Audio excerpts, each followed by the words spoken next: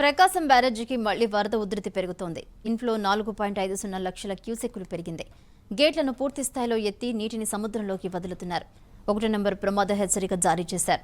శ్రీశైలం జలాశయానికి ఎగువ నుంచి వరద పెరగడంతో 8 గేట్లను విద్యుదుత్పత్తి ద్వారా 3,07,986 క్యూసెక్కులను దిగువకు వదులుతున్నారు. దీంతో నాగార్జున సాగర్ జలాశయం కుడి కాలువకు 8,604 క్యూసెక్కులు, ఎడమ కాలువకు 2,114 క్యూసెక్కులు, ప్రధాన జల విద్యుత్ కేంద్రం ద్వారా 29,313 క్యూసెక్లు, 24 క్రస్ట్ గేట్ల ద్వారా 2,18,300 క్యూసెక్లు, ఎస్ఎల్బీసీ ద్వారా 1,800 క్యూసెక్లు, ఎల్ఎల్సీ ద్వారా 600 క్యూసెక్లు, మొత్తం 2.60 లక్షల క్యూసెక్లను దిగువకు విడుదల చేస్తున్నారు. దీంతో పులిచింతల ప్రాజెక్టులో 8 గేట్లను ఎత్తి ప్రకాశం బ్యారేజీకి 2.03 లక్షల క్యూసెక్కుల నీటిని విడుదల చేస్తున్నారు.